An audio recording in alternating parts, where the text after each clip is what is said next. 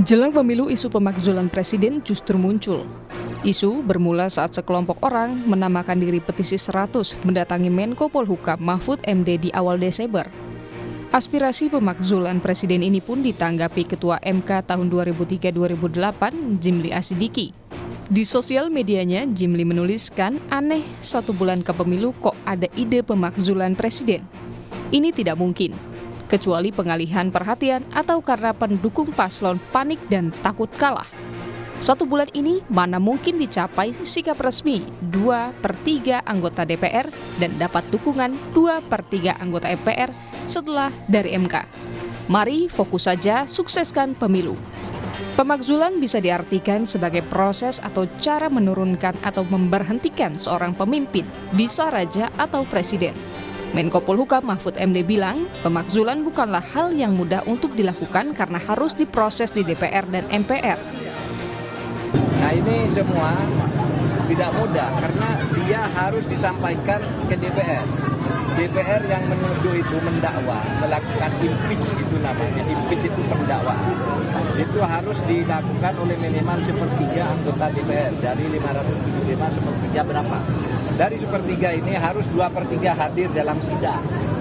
Dari 2/3 yang hadir harus 2/3 setuju untuk pemakzulan. Kalau DPR setuju nanti dikirim ke MK. Apakah putusan DPR ini benar bahwa presiden sudah melanggar? Nanti MK sidang lagi lama. Sementara itu, Ketua DPR Puan Maharani menyebut aspirasi pemakzulan boleh saja disampaikan, namun ada aturannya. Puan juga mengingatkan isu pemakzulan jangan sampai mengganggu proses pemilu yang sedang berlangsung.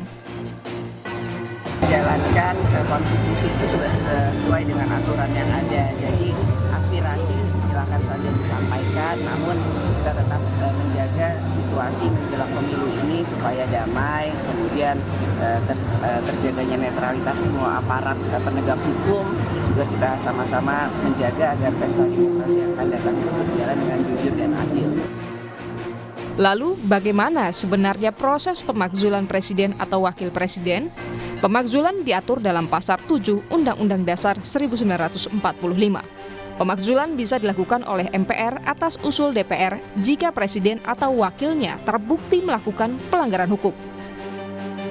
Prosesnya bermula dari DPR mengajukan permohonan ke MK. Setelahnya DPR bisa menggunakan hak angket untuk menyelidiki kebijakan presiden atau wakil presiden. Setelah itu DPR menggunakan hak menyatakan pendapat untuk membawa kasus ke MK. Jika MK memutus adanya pelanggaran, harus ada lagi sidang paripurna MPR. Sidang paripurna MPR harus dihadiri minimal 3/4 total anggota MPR dan disetujui minimal 2/3 jumlah anggota MPR yang hadir. Pemilu akan berlangsung kurang dari sebulan. Sikap apa yang sebaiknya diambil? Saudara, jelang pemilu, isu pemakzulan presiden justru muncul. Isu bermula saat sekelompok orang bernama Petisi 100 mendatangi Menko Polhukam Mahfud MD yang juga saat ini mencalonkan diri sebagai calon wakil presiden sebenarnya di awal Desember kemarin.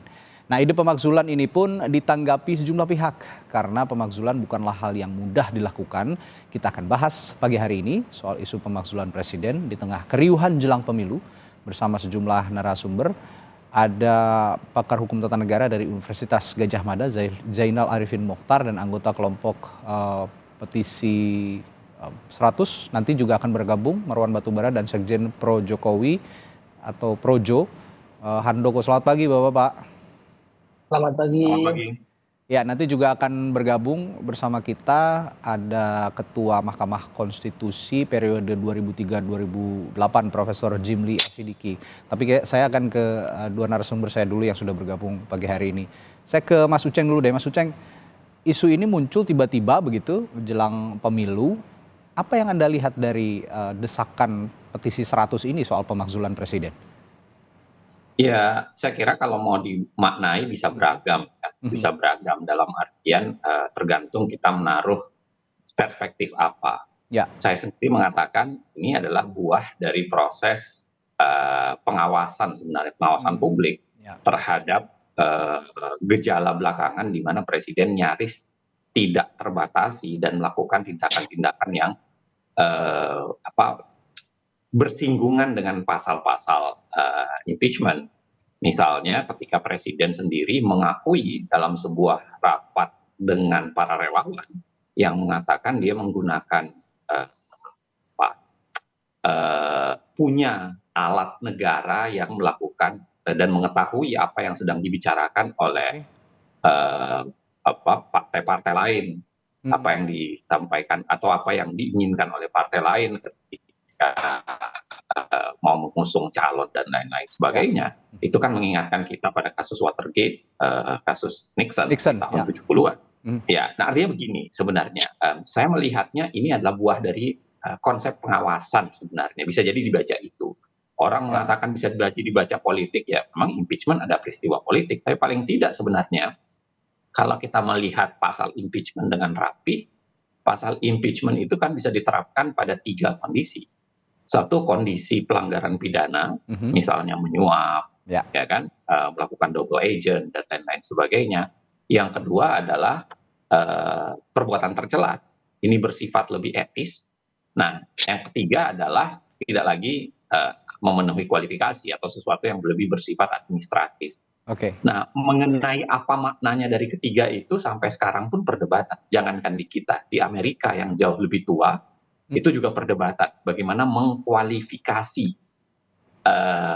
misdemeanor misalnya, perbuatan tercela itu seperti apa. Ingat misalnya dalam kasus Clinton, kalau kita masih ingat, Clinton, seingat saya ya, kalau tidak salah, dia dijatuhin upaya impeachment bukan karena meniduri Monica Lewinsky, tetapi karena berbohong di bawah sumpah. Itu karena pemeriksaan. Kedua, artinya apa? Perbuatan tercela yang dikualifikasi itu tidak sesederhana yang kita bayangkan. Kita tahu perbuatan tercela di pasal kita itu kan kelihatannya terinspirasi dari Undang-Undang Dasar di Amerika. Nah, yang ketiga, saya kira prosesnya juga bukan proses sederhana. Kalau kita mau bicara soal prosesnya berasal dari proses politik, ya kan? Ada kualifikasi tertentu, ada proses penyidikan, ada proses angket, ada proses HMP, baru kemudian itu didaftarkan ke Mahkamah Konstitusi, masuk ke proses politik, dari politik masuk ke proses hukum, walaupun belakangan MK ini agak politis-politis juga ya. Nah, terakhir di ujungnya hasilnya itu akan dilemparkan kembali ke proses politik, yaitu di MPR, bisa jatuh atau tidaknya. Artinya masih ada pertanyaan mendasar sebenarnya. Satu soal bagaimana mengkualifikasi perbuatan itu, apakah bisa masuk di kriteria pidana, administrasi, atau etis. Yang kedua adalah prosesnya. Prosesnya itu yang masih pertanyaan besar, karena diawali proses politik, di tengahnya ada proses hukum, dan yang terakhir proses politik juga. Artinya begini, saya mengatakan isu impeachment bukan hal yang keliru, bukan hal yang salah. Bisa saja dilakukan, kenapa tidak? Karena itu bagian dari mekanisme pengawasan. Bagian dari mekanisme pengawasan. Tentang bagaimana kita mengkualifikasinya, itu pasti ada perdebatan. Tentang bagaimana kekuatan politik untuk mendorongnya, kita realistisnya itu masih panjang dan masih sulit. Tapi saya kira silahkan saja. Impeachment adalah barang yang ada dalam Undang-Undang Dasar, menolaknya adalah perbuatan inkonstitusional. Karena kan ada dalam Undang-Undang Dasar, mekanismenya silahkan didorong. Nah, tetapi yang paling penting sebenarnya adalah kita harus melihat pada satu sisi memang soal pemilunya. Harusnya dalam benak saya, harusnya dalam perhitungan juga, perhitungan secara ketatanegaraan, tidak ada kaitannya sebenarnya proses impeachment presiden dengan pemilunya. Dua hal yang berbeda. Pemilu dilakukan oleh KPU. Ya kan, ada kelembagaan sendiri, sedangkan impeachment adalah pelanggaran. Saya kasih contoh misalnya, kalau kita tidak minta-minta, tiba-tiba presiden tertangkap tangan melakukan korupsi. Masa dengan alasan pemilu kita tidak lakukan apa-apa? Dan itu dua hal yang berbeda saya kira. Itu bisa langsung dilanjutkan. Tapi pada saat yang sama, memang yang kita khawatirkan bukan realitas hukumnya atau realitas ketanegaraannya, tetapi saya khawatirkan adalah realitas politiknya.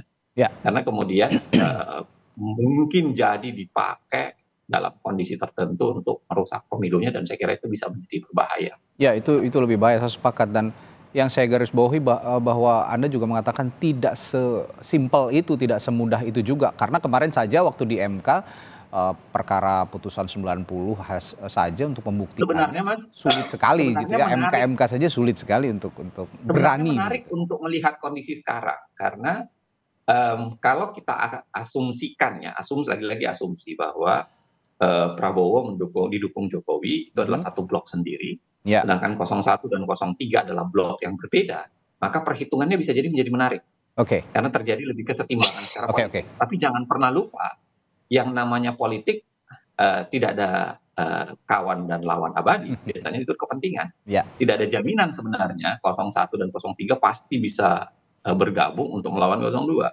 ya, ya. Kalau apalagi ada putaran kedua kan, bicara Ya. soal putaran kedua, bisa jadi mereka masih saling intip untuk putaran kedua akan tercipta koalisi baru atau tidak. Gitu. Ya, Mas Uceng, ini pagi hari ini kita juga sudah bergabung.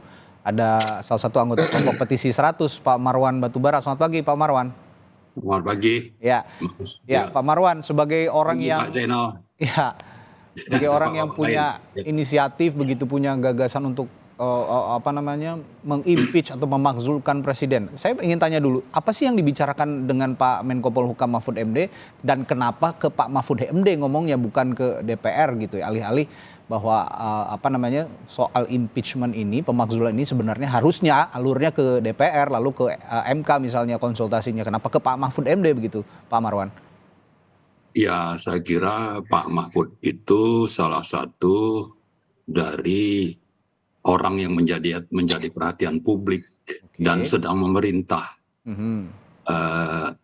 Tapi di sisi lain sebetulnya kita juga sudah menyuarakan ini sejak bulan Juli Agustus ya, berkali-kali berkirim surat kepada DPR, pimpinan DPR, fraksi di DPR, lalu di MPR ya, lalu sampai ke pimpinan DPD, yang akhirnya karena tidak ada yang mau, yang penting bagi kami bisa masuk ke Senayan, maka kami menghubungi Pak Tamsil Lindrung, yang akhirnya menerima kami, lalu kami bacakanlah petisi itu pada bulan Juli. Ya, jadi sekaligus juga untuk menunjukkan kepada publik, kepada Pak Jimli terutama, katanya kenapa kok baru sekarang mengajukan pemakzulan. Saya kira itu sudah kita lakukan sejak bulan Juli yang lalu dan sudah minta waktu kepada siapa yang relevan, dan saya kira kami juga punya pakar-pakar hukum yang mendukung kami dalam menyusun petisi itu.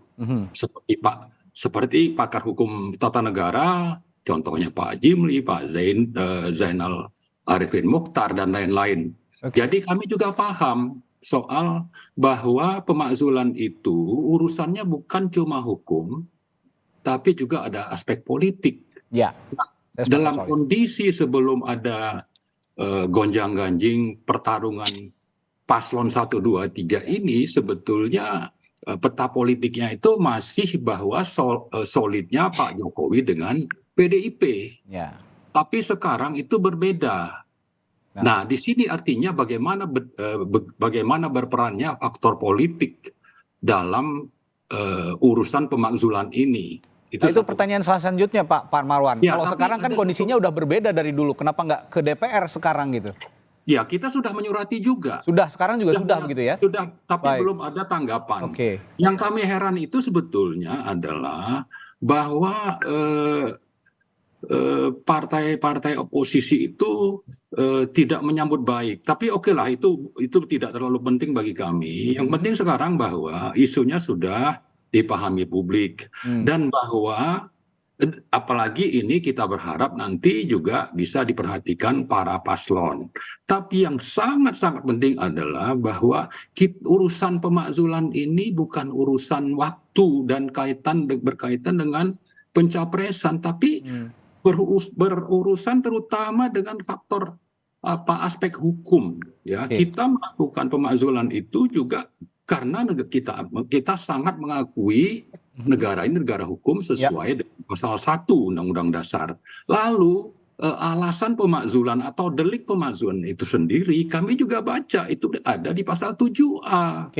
Ada 6 aspek dan itu banyak sekali apa namanya, kalau kita bicara delik ya, deliknya itu kan dikategorikan kepada 6 aspek, yaitu pengkhianatan Terhadap negara, lalu korupsi, suap, korupsi, ya, perbuatan tercela, betul. dan ada alasan administratif. Nah, pengkhianatan terhadap negara itu dirumuskan dalam pasal 169 ya, Undang-Undang Kekuasaan Kehakiman, Undang-Undang nomor 17 tahun 2007 Oke. atau 7 2017. Tapi yang penting bahwa pengkhianat negara itu adalah antara lain selain berkomplot untuk kejahatan terhadap negara, juga melanggar konstitusi. Nah, Oke. kita punya daftar pelanggaran pasal-pasal di konstitusi itu. Misalnya,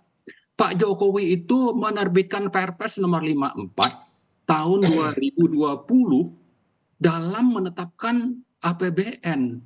Padahal APBN itu harus dibahas dengan DPR sesuai dengan pasal 23 Undang-Undang Dasar. Oke. Kemudian Pak Jokowi menguasai yang namanya KPK.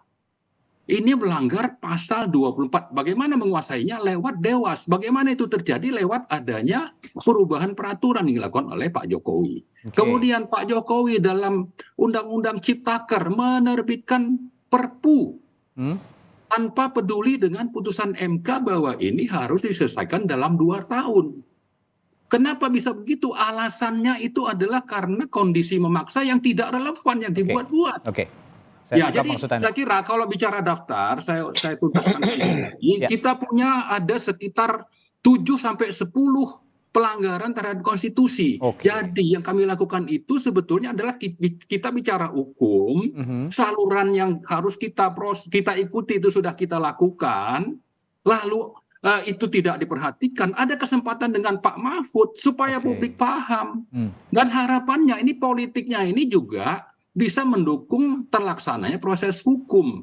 Kami paham bahwa dari DPR nanti ada ke MK, dari MK kembali ke DPR, lalu ke MPR untuk adanya sidang-sidang yang memang harus mengikuti persyaratan jumlah kehadiran anggota. Kita paham itu. Baik. Tapi sekarang kalau semua itu sudah tersumbat, ya, apa yang harus dilakukan rakyat? Rakyat juga bisa menyuarakannya itu langsung kepada siapa? Kepada rakyat yang lain. Untuk apa? Untuk sama-sama melawan rezim tirani ini yang dipimpin oleh Joko Widodo, karena beliau ini sudah berdiri di atas 3 cabang kekuasaan, 3 trias politika, berada di atas kekuasaan kehakiman, berada di atas kekuasaan legislatif, karena banyak pimpinannya yang tersandra kasus korupsi.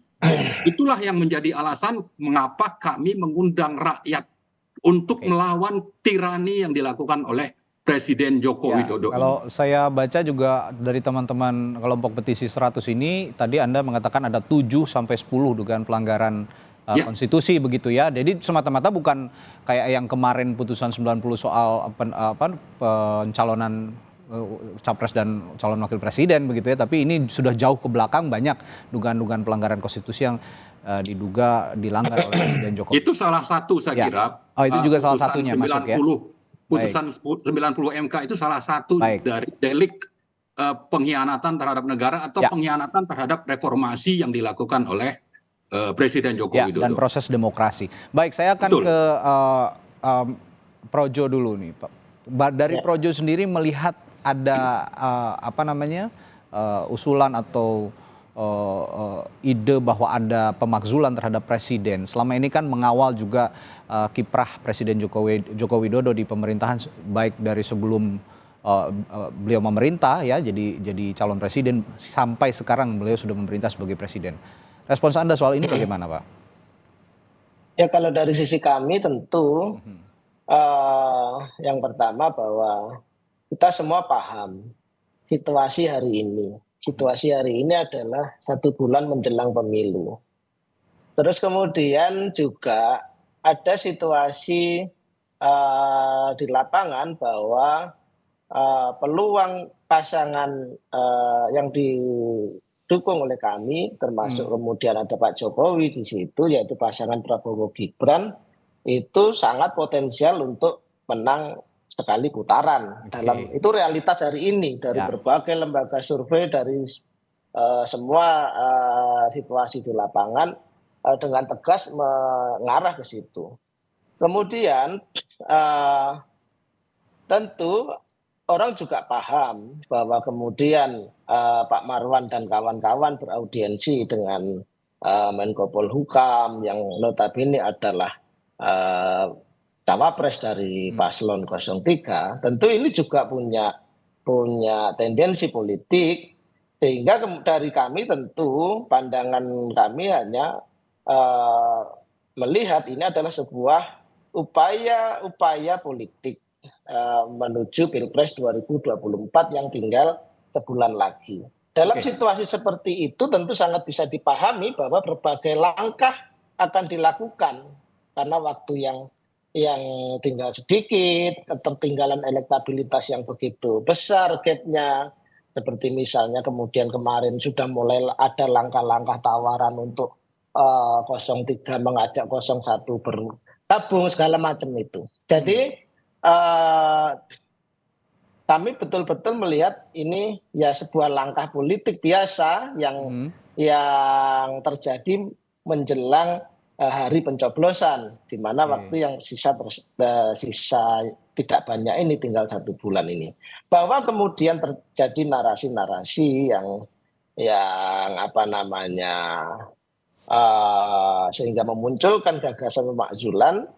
Berbagai semuanya juga menyadari bahwa proses mungkin tidak mudah, bahwa landasan-landasan atau prasyarat-prasyarat dasar juga mungkin belum bisa dipenuhi, karena apa yang disampaikan klaim-klaim dari Pak Marwan tadi misalnya tentu perlu diuji, karena apakah ini betul-betul melakukan pelanggaran konstitusi atau tidak, itu kan perlu diuji, karena semuanya juga berproses. Misalnya soal MK yang dimana proses dari keputusan itu pun kemudian juga ada proses hukum tersendiri. Maka yang saya mau tegaskan adalah bahwa langkah-langkah seperti ini kami baca sebagai sebuah langkah politik yang kami pahami itu bisa dilakukan oleh siapa saja, meskipun saya sangat menyayangkan karena langkah begini ini benar-benar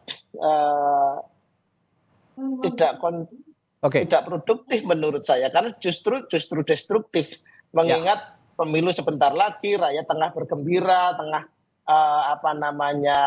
sedang asik-asiknya melakukan kampanye, kemudian juga Pak Jokowi ini presiden yang sangat dicintai oleh rakyat, approval ratingnya sangat tinggi. Tentu saya pikir ini langkah-langkah yang justru destruktif menurut saya. Pak Handoko, saya berbicara dengan Anda ini proksinya proksi politik. Kalau tadi saya bicara sama Mas Uceng dengan Pak Marwan, ini proksinya proksi hukum begitu. Tapi saya ingin menanyakan kepada Anda, apakah Anda melihat ini ada pesanan dari pihak tertentu begitu?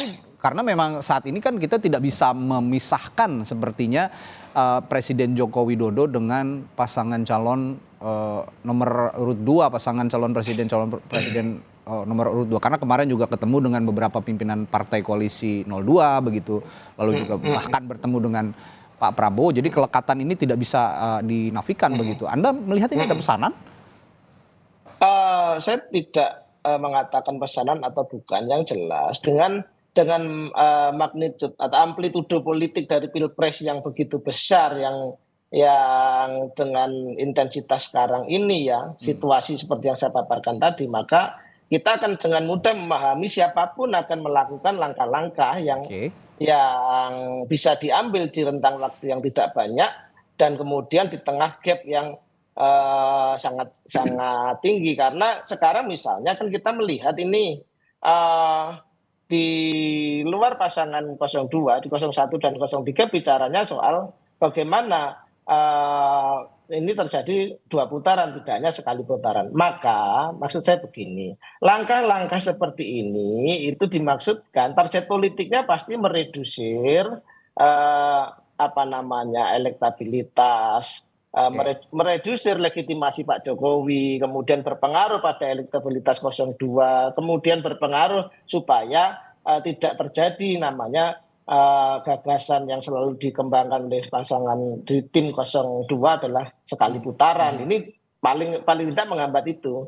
Jadi target-target nanti pun pasti target politik seputar Pilpres 14 Februari. Baik.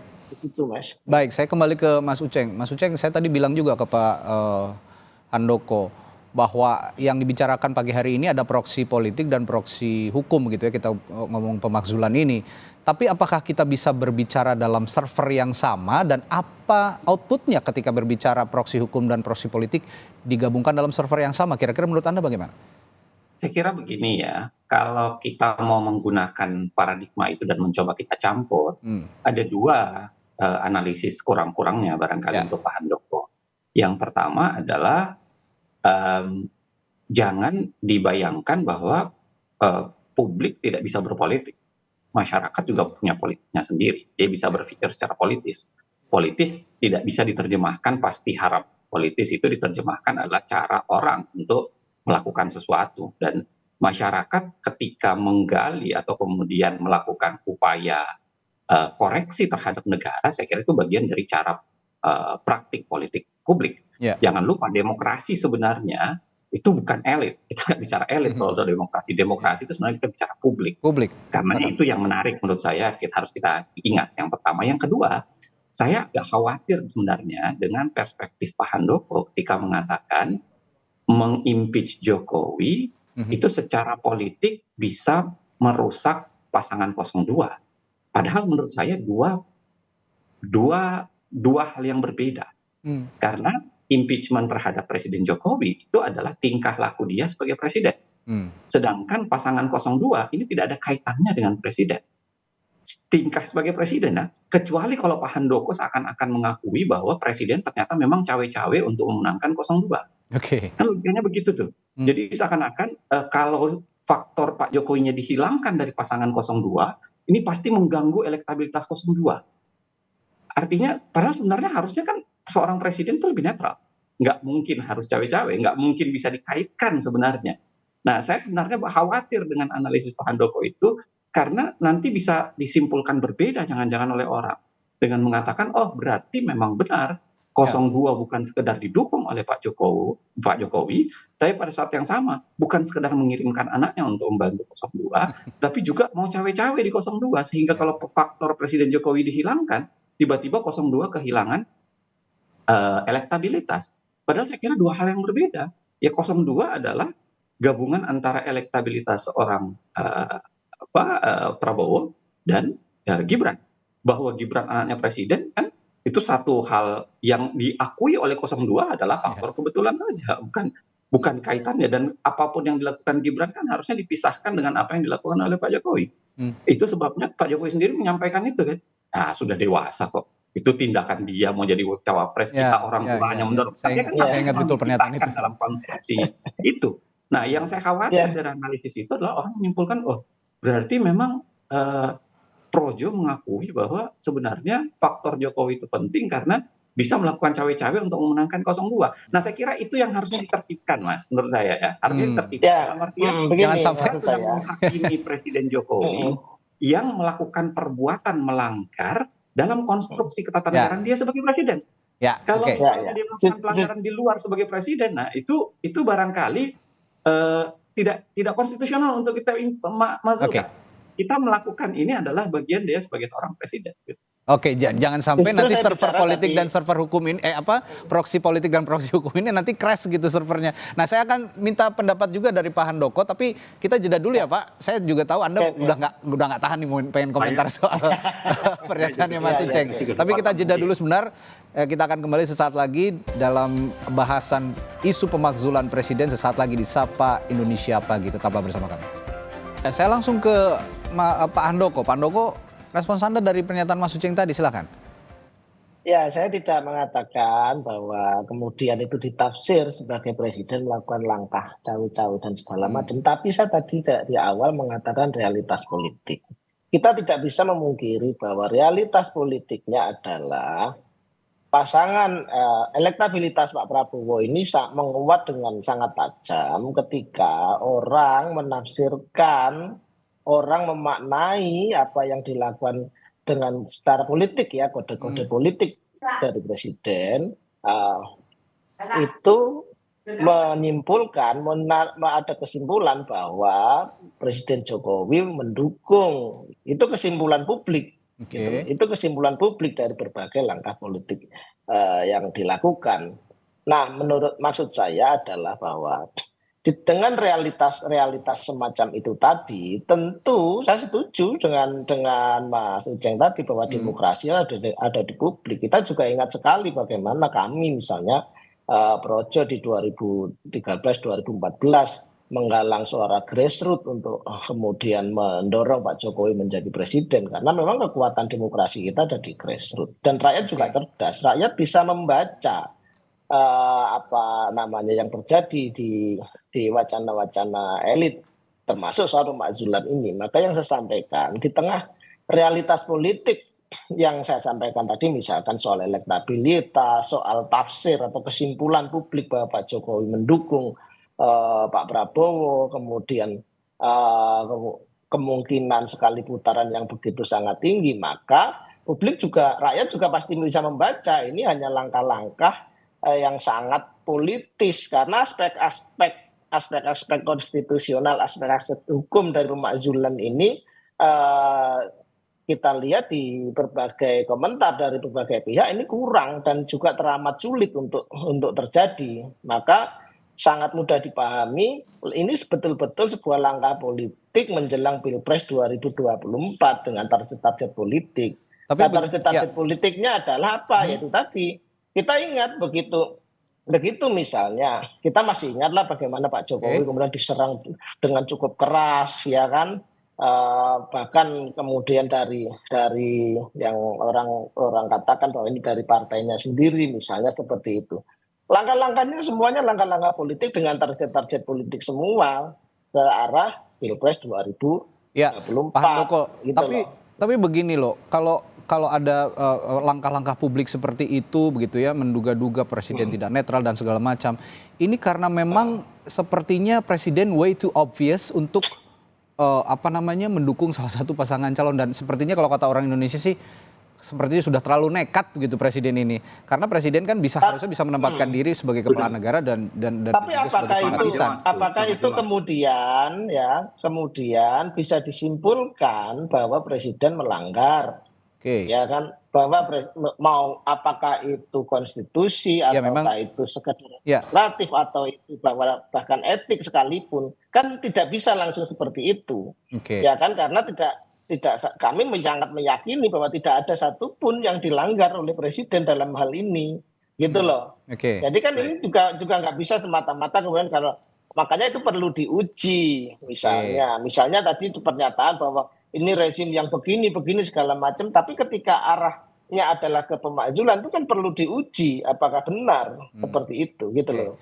Nah iya, ini juga berbeda sekali dengan apa yang diutarakan oleh Pak Marwan tadi, bahwa tidak ada pelanggaran-pelanggaran yang bisa dibuktikan, tapi di satu sisi Pak Marwan bilang ada 7-10 tadi Pak ya, dugaan. Tapi kan ini masih sebatas dugaan. Nah, langkah selanjutnya untuk Anda untuk membawa 7-10 dugaan pelanggaran konstitusi tadi, dan kaitannya konteksnya dalam isu pemakzulan ini, Pak Marwan, bagaimana? Ya, langkah itu sedang kami siapkan, tapi saya perlu menanggapi soal ini berat ke politik. Karena kita ini hidup ya di Indonesia itu harus selalu berpegang, tidak terpisah-pisah politik, hukum, moral. Ya. Moral justru lebih tinggi, karena itu Pancasila ditempatkan di atas, baru di bawahnya itu Undang-Undang Dasar. Nah, masalah moral ini kita bisa melihat misalnya presiden itu harus bertindak adil. Begitu memihak, ini sudah melanggar konstitusi. Pasal berapa? Pasal 9, melanggar sumpah karena berpihak. Nah, jadi kembali lagi kami menyatakan, oke, kita paham masalah proses politik perlu dibuktikan, tapi rakyat awam juga bisa menilai. Tanpa Anda di DPR yang berat ke politik itu, pelanggaran hukumnya ya yang dilakukan oleh Presiden Joko Widodo itu sudah bisa dianalisis dan diyakini oleh publik itu benar-benar melanggar. Misalnya tentang pembentukan undang-undang IKN. Oke. Salah partisipasi publiknya itu jauh lebih rendah dibanding waktu penetapan atau pembentukan undang-undang Ciptaker. Rakyat tidak punya kesempatan, tapi rezim ini punya kesempatan untuk menerima Sinarmas yang akhirnya menjadi pimpinannya itu jadi duta besar di Korea Selatan. Belakangan wakilnya itu ada yang menjadi wakil otorita di IKN. Ya. Nah, ini kan sudah menunjukkan bagaimana kalau bicara hukum, kita bisa datang dengan sekian banyak delik atau alat bukti yang menunjukkan bahwa presiden ini sudah pantas untuk dipecat. Bahasa kasarnya itu pemakzulan itu dipecat dari jabatan presiden. Nah, lalu sebetulnya kami juga ingin mengungkap fakta dari kebijakan yang pro oligarki melalui misalnya undang-undang Minerba, kebijakan hilirisasi yang semuanya itu melanggar pasal 33. Jadi kalau kita mau urut, ada pelanggaran pasal 33, ada pelanggaran pasal 18 tentang IKN, ada pelanggaran tentang masalah hukum itu terkait KPK itu pasal 24, pembentukan APBN itu pasal 23 dan sebagainya. Nah, Pak Handoko silakan baca. Tanpa menunggu di DPR yang syarat kepentingan politik, itu bisa diyakini publik pelanggaran itu sudah terjadi. Jadi jangan omong kosong, buktikan dulu. Rakyat juga bisa, karena politiknya itu politik kotor ya. Apalagi sejumlah pimpinan partai itu tersandra kasus politik. Sehingga mengikuti saja seperti bebek yang digiring atau sapi yang ditarik talinya oleh presiden untuk mengikuti keinginan presiden itu. Itu yang terjadi pada misalnya Golkar atau yang namanya PAN. Nah, kalau Anda bilang prosesnya tunggu dulu, mengharap DPR melakukan pemeriksaan terhadap pelanggaran hukum ini, itu tidak akan terjadi. Pernah terjadi, Mas Handoko. Jadi karena itu langkah selanjutnya menjawab pertanyaan Mas tadi bahwa salah satu yang harus kita ingatkan adalah pemegang kedaulatan. Siapa itu? Rakyat. Yang sekarang kedaulatannya itu sedang dirampok. Oleh siapa? Oleh presiden yang memihak, yang melanggar pasal 9, yang melanggar sumpah jabatan.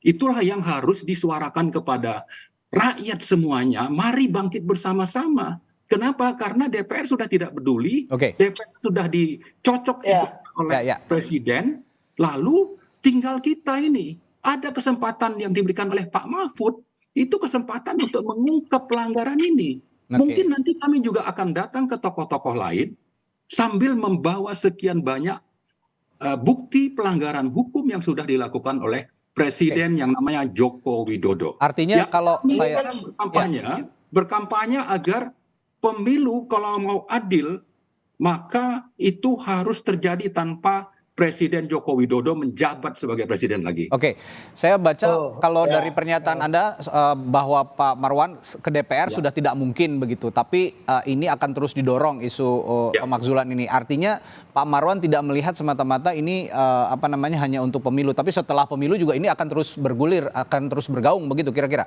Pak Marwan. Betul. Jadi kita berharap ini akan terus bergulir karena yang namanya penegakan hukum itu mestinya kan tidak terlalu didominasi oleh kepentingan politik, sehingga tidak bisa segera terlaksana. Kalau kita bicara hukum ada pelanggaran, pencuri tangkap, kalau bisa besok diproses di pengadilan, kan seperti itu. Nah, ini pelanggarannya jauh lebih parah. Saya ingin mengungkap sedikit lagi ya tentang bagaimana di sektor SDA Minerba, penetapan Undang-Undang Minerba nomor 3 2020 itu merampok sumber daya milik rakyat itu nilainya antara 5.000 sampai 12.000 triliun. Hilirisasi yang diklaim sebagai keberhasilan dibandingkan dengan migas misalnya, negara itu hanya dapat sekitar 20 sampai 25% terhadap pendapatan kotor. 20 sampai 25. Sementara di migas itu antara 50 sampai 60% dari pendapatan kotor. Kenapa itu bisa terjadi? Karena memang yang terjadi adalah 1/4 hilirisasi, belum tuntas. Siapa yang menikmati hasil hilirisasi? Terutama konglomerat, kemudian ada negara Cina, karena kita mengekspor barang setengah jadi yang dihasilkan oleh hilirisasi itu. Silakan Pak Handoko, kami pernah melamporkan ini ke 3 komisi di DPR. Tahun berapa? Tahun 2020 sampai 2021. Kenapa ini bisa terjadi? Karena dilindungi oleh Presiden dan DPR-nya berkomplot dengan eksekutif. Jadi sangat banyak. Tapi kejahatan konstitusi ini ya bukan cuma urusan politik untuk memenangkan paslon, tapi sudah nyata merugikan negara dan rakyat ribuan triliun. Belum lagi nanti ke depan kerjasama IKN, tempat yang begitu strategis untuk menjadi ibu kota negara, dikerjasamakan dan dibiarkan didesain oleh Cina. Ini melanggar kedaulatan negara, melanggar sekian banyak undang-undang dan konstitusi. Nah, itulah faktanya Pak Handoko ya. Jadi kalau Anda bicara diperiksa dulu di DPR ya, DPR yang sudah dilumpuhkan seperti tadi Pak Zainal bilang, itu jangan berharap. Maka mari rakyat pahami situasi, gunakan hak demokrasi Anda ya. Jangan lagi pilih partai atau paslon yang didukung oleh justru begini loh. Silakan Pak Handoko, respons Anda. Justru kan begini, tesis yang disampaikan Bang Marwan tadi bahwa rakyat, kita kan bicara bahwa ada Bang Marwan bicara bahwa satu, rakyat juga mengetahui situasi seperti ini, ya kan? Ternyata realitas politiknya Pak Jokowi ini approval ratingnya 80%. Setiap turun ke rakyat di mana-mana disambut dengan gembira, dengan orang sangat membanggakan Presiden Jokowi. Kemudian Bang Marwan mau bilang presiden seperti ini yang Anda yakin itu tidak direkayasa? Belakangan itu yang nyambut, Mas. Sepi yang nyambut. Saya punya fakta video-videonya itu. Sepi. Sekarang sedang direkayasa oleh lembaga survei untuk satu putaran. Kasih kesempatan. Saya kasih kesempatan dulu Pak Marwan, Pak Handoko untuk merespons. Silakan. Justru itu kan ya. Kemudian tadi juga disampaikan bahwa kemudian Bang Marwan mengatakan bahwa pemilu ini akan bisa jurdil kalau tidak ada Pak Jokowi. Itu kan jelas sekali. Bagaimana kemudian itu membuktikan tesis saya tadi bahwa semua langkah-langkah ini adalah langkah-langkah politik untuk Pilpres 2024 dan itu juga menguatkan, mungkin menjawab apa yang dipertanyakan Bang Uceng tadi. Memang Pak Jokowi ini mau tidak mau secara realitas politik di lapangan itu sangat berpengaruh terhadap elektabilitas paslon 02 sehingga kemudian menjadi sasaran target, menjadi titik target untuk kemudian didelegitimasi, kemudian sampai itu muncul kalimat pemilu akan bisa jurdil kalau presiden nggak ada, Pak Jokowi nggak ada. Itu maksud saya. Padahal meskipun ada narasi satu putaran juga yang digaungkan ya Pak. Tapi sebentar, boleh saya salah sedikit? Boleh Mas? Silakan Pak. Pak Marwan. Saya klarifikasi ya. Bahwa fakta di lapangan menunjukkan ketidakadilan sikap presiden ya. Ini memang politik akhirnya kami sampaikan, tapi sikap politik kami ini didasarkan kepada rujukan hukum. Apa itu? Pasal 9 sumpah jabatan. Presiden itu tidak boleh berpihak. Ya, ada sumpahnya itu melanggar sumpah. Itu melanggar Pancasila yang dia pada tanggal 29 Juli 2017 menyatakan saya Pancasila. Nah, Pancasila itu pertama azas moral. Moral itu harus adil dan diturunkan ke dalam sumpah di pasal 9. Faktanya dia tidak adil, makanya kami bilang kalau mau bebas dari kezoliman Presiden Joko Widodo, maka dia harus berhenti, mundur atau diberhentikan oleh DPR atau MPR atau rakyat. Dalam konteks pemakzulan ini Pak Marwan tadi seperti yang Anda akui juga ada lubang-lubang yang sulit dimasuki gitu, ada celah-celah yang sulit ditembus begitu sepertinya. Nah, tapi akan terus bergulir isu ini dan juga dalam proses demokrasi pemilu 2024 ini sepertinya kita baru bisa mengharapkan kepada kepintaran publik, kepintaran rakyat untuk menilai bagaimana kinerja Presiden Jokowi dan juga bagaimana kaitannya dengan Pilpres dari pasangan 01, 02, dan 03. Siapa yang akan dipilih itu rakyat yang menentukan. Nah, saya terakhir ke Mas Uceng. Mas Uceng, kalau tadi Pak Marwan mengatakan bahwa ini akan terus bergulir meskipun pemilu juga saat ini sedang bergulir begitu. Setelah pemilu memang Pak Marwan menyadari prosesnya akan panjang dan sebenarnya Pak Jokowi juga masa jabatannya akan segera habis. Tapi pertanyaan saya, apakah nanti jika proses ini terus bergulir, ini tidak akan mengganggu secara ketatanegaraan, tidak akan mengganggu proses pesta demokrasi yang sedang bergulir juga di negeri ini, Mas Uceng? Iya, saya sih tetap pada. Jadi saya menjelaskan beberapa hal ya. Tolong agak slightly longer gitu. Yang pertama saya kira approval rating itu tidak bisa diterjemahkan hanya sekedar bahwa kecintaan saja. Approval rating itu biasanya dibahasakan menjadi banyak faktornya. Riset-riset menjelaskan itu, termasuk ketika kebijakan populis diterapkan, itu popularitas itu pasti tinggi, tidak ada yang enggak. SBY juga mengalami itu. Saya kira tidak bisa diterjemahkan bahwa itu adalah kadar kecintaan. Tapi misalnya kebijakan populis, bantuan langsung tunai dan lain itu sangat mendorong atau sangat mendokrak yang namanya approval rating. Yang kedua, saya harus berikan catatan begini. Seorang presiden tidak dijatuhkan karena kebijakan. Ketika membangun IKN, ketika melakukan hilirisasi, presiden tidak dijatuhkan karena kebijakan, tetapi dampak dari kebijakan itu atau kemudian the reason behind kebijakan itu yang berbahaya. Misalnya kalau dia melakukan korupsi di situ, nah itu yang harus dikejar. Makanya dalam sistem ketatanegaraan kita, siapa yang mengejar itu diberikan kepada aparat penegak hukum, plus diberikan kepada DPR yang dikasih the right to inquiry, hak untuk melakukan angket.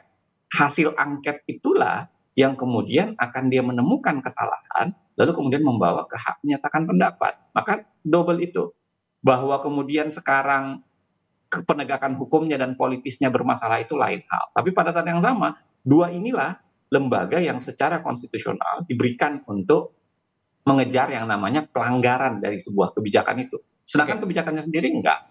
Nah yang ketiga, kalau kebijakan itu biasanya dalam sistem parlementer yang bisa dikejar. Yang ketiga begini, kalau kita kemudian mengatakan prosesnya mustahil, saya kira koalisi dan oposisi harus dibaca agak berbeda nih belakangan. Khususnya karena, nah ini yang sekaligus kita gugah sebenarnya, bahwa kekuatan politik yang punya kewenangan untuk melakukan penyidikan, inquiry yang saya sebut tadi, harusnya bergerak dong kalau memang melihat itu sebagai sebuah kesalahan. Kan di situ ada koalisi baru nih, koalisi yang berbeda dari 82% yang dibangun oleh Pak Jokowi sampai menjelang tahun 2023. Nah saya kira yang berbeda inilah yang harus juga kita dorong untuk membangun itu. Jangan kemudian hanya mau menikmati kekuasaannya, tapi kemudian ketika melaksanakan kontrol itu tidak dilakukan. Dan ini yang paling penting menurut saya yang terakhir, Mas. Sebenarnya apapun yang dilakukan ini menurut saya harusnya dibahasakan sebagai bahasa kontrol. Karena seorang presiden yang harus dicegah adalah kemungkinan dia berubah menjadi seorang otoriter. Makanya caranya adalah kontrol yang harus dikuatkan. Dan itulah sebabnya kenapa impeachment jangan dibahasakan politik menurut saya. Ini harus dibahasakan kontrol. Jadi cara juga untuk pengawasan atau menegur, baik dilakukan oleh publik, baik dilakukan oleh aparat penegak hukum maupun dilakukan oleh kekuatan politik. Kalau kita lihat kekuatan saja boleh Mas, sedikit saja. Waktu kita sudah habis Pak Marwan, tapi singkat saja Pak Marwan ya. Pertama, cawe-cawe itu jangan dianggap ini masalah ringan. Justru bahasanya dipermudah, itu diringankan, padahal ini kejahatan. Kejahatan, pengkhianatan. Nah, yang kedua, perbedaan terjadinya perubahan politik itu karena PDIP lebih mengutamakan masalah hukum dibanding hanya berkuasa atau kekuasaan. Maka berubah sikapnya karena ingin penegakan hukum dan Pancasila itu ditegakkan. Dan ini kita apresiasi. Begitu. Nah, Makasih. ada perubahan politik itu, tapi tadi juga yang sempat disinggung oleh Mas Uceng bahwa di parlemen saat ini ada perubahan komposisi politik sepertinya ya. Betul. Di Betul. konteks Pilpres ini ada PDI Perjuangan yang sudah berbeda pandangan dengan Presiden Jokowi, which is PDI Perjuangan adalah pemenang pemilu 2019, the ruling party yang juga mengusung Presiden Joko Widodo. Nah, apakah nanti ini akan bergulir terus dan bagaimana ini bisa mengganggu atau tidak proses pemilu? Ini sama-sama disikapi kalau kata Mas Uceng ini bukan semata-mata untuk menjatuhkan tapi dalam bentuk pengawasan, dalam bentuk kontrol begitu kepada presiden dari lembaga legislatif. Baik, terima kasih perspektifnya Bapak-bapak. Pagi hari ini ada pakar hukum Tata Negara Universitas Gadjah Mada Zainal Arifin Mokhtar, lalu juga ada Sekjen Projo Pak Handoko, dan ada perwakilan dari kelompok petisi 100 Marwan Batubara. Terima kasih Bapak-bapak, sehat selalu. Terima kasih. Terima kasih Bang Maran, Kang Uceng.